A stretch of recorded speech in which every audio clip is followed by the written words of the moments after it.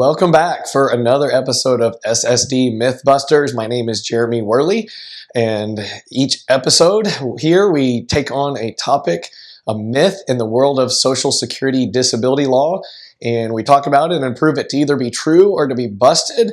And the way that we do that is by presenting it to our Social Security disability attorney of over 20 years, Josh Worley, who helps us kind of know what's the truth, what's a myth. And so Josh, welcome. Thank you. All right, so today I want to talk about one that's near and dear to a lot of people's heart, and that is the issue of working and disability. So today's myth is, I can work and still be approved for disability. All right, so this myth is true. So let me talk a little bit about that. It requires some explanation. So when it comes to Social Security disability, you are claiming that you are not able to do any kind of full-time job as a result of your health. So there's a difference between full-time and part-time work. And for Social Security purposes, the way that they distinguish between those two is how much your monthly income is. Okay, so if you, and they call this SGA, Significant Gainful Activity, if you are at SGA, which is $1,620 a month, if you're making anything over that amount, then that is considered to be full-time work that would prevent you from being able to qualify for disability. If you are making less than that, then you can still do that and get approved. Okay? So, because anything less than that is considered to be part-time. Now, there's a caveat to that, and that is, what I tell my clients is when I'm trying to get them approved, I would prefer that they're not working at all, because I feel like we've got a better shot at getting them approved when they're not working in any way.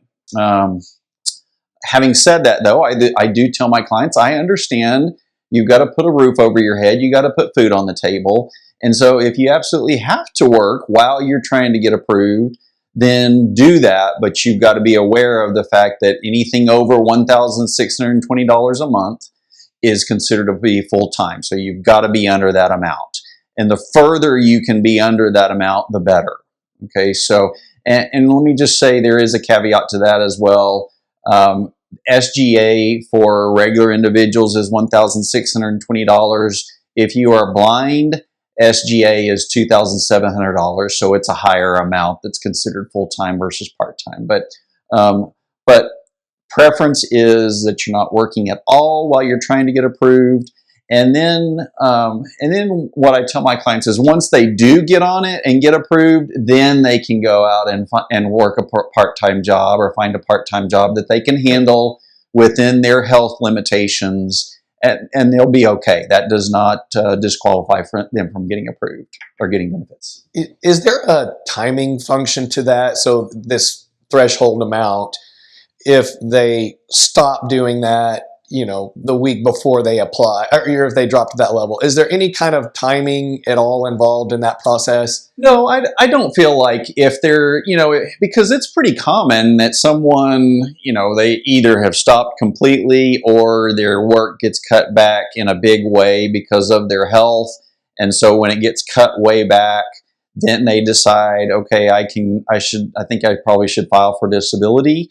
And then they file for it that next month. I wouldn't say that is a terrible look. It's not like that's a dishonest thing to do, I don't feel like.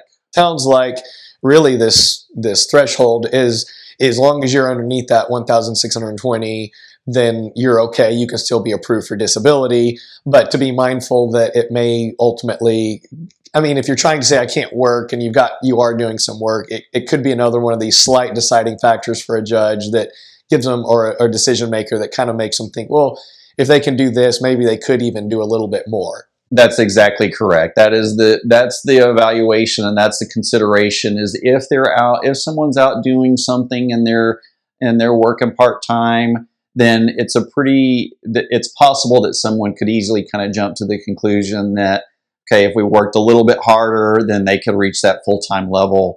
That's why my preference is my clients are not working at all while we're trying to get them approved.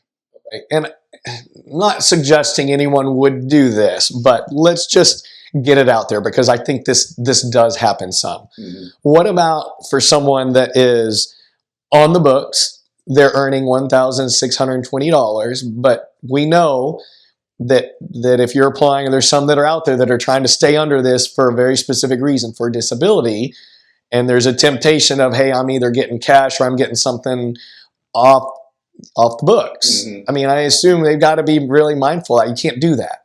Yeah, I mean, there are people out there that are doing that, and because they're aware of this specific dollar amount, and it's like, we'll get cash, get paid in cash, or get paid under the table.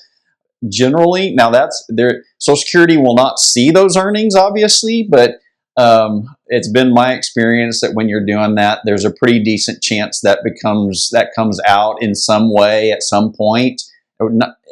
Not certain that it will, but it's not advisable to go that route. It is better to be on the books, be straightforward, and then you don't have anything to hide. Okay, so there we have it. The point is, you can continue to work as long as you're under the 1,620 and be approved. But there could be some factors of it may look like you could still do a little bit of work, and as Josh said, he probably would prefer you not to be working at the time, but then if you want to pick up a little work afterwards, and then absolutely don't do this cash on the table, something off the books, even if it's not going to show up in earnings. You always want to be truthful. Yeah. Be truthful in your claim, and you don't want something like that to come back to prevent you from getting the benefits that you might otherwise deserve. So, all right, Josh, thanks for helping us. Hopefully you found this helpful. You can follow us for more video and more content like this, Social Security Disability. You can also reach us at the Injury and Disability Law Center, where we practice full-time. And Josh runs our Social Security practice and handles cases all over the country. So we'd be happy to help you. You can reach us at idlawcenter.com. Thanks for joining us. We'll see you next time.